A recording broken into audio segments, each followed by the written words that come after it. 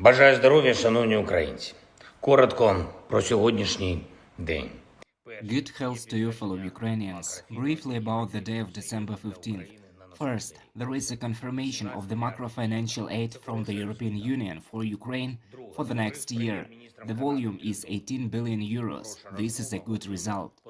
Second, I spoke with Canadian Prime Minister Trudeau. It was a good conversation. We are preparing to strengthen our defense cooperation.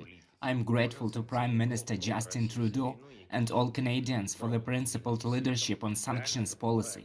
Every sanction step against Russia for the war that has already been taken by the free world really helps us bring peace closer.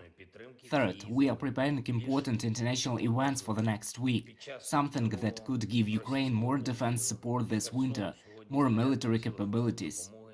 During another Russian shelling of Kherson, a projectile hit the aid station of the Red Cross. The woman who died was a paramedic, a volunteer. My condolences to the relatives. Just since the beginning of December 15th, Russia has shelled Kherson more than 16 times, only in one day, and it is so every day. On December 15th, communities of the Kharkiv region were shelled again.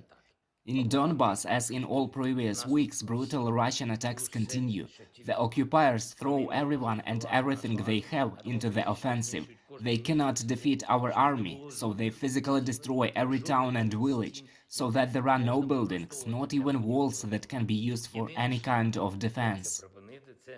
The only way to stop this is to push out Russian terrorists step by step from our Ukrainian land, to continue the pressure on Russia, to find new ways to hold every Russian terrorist, every Russian oligarch who helps the terrorist state, and all Russian officials and propagandists to account for everything they do against Ukraine, against freedom as such.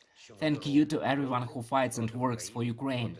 Thank you to everyone who holds the front in Donbas in the south, who holds the border, who protects our sky and our people. Eternal memory to all those who gave their lives for freedom. Glory to Ukraine.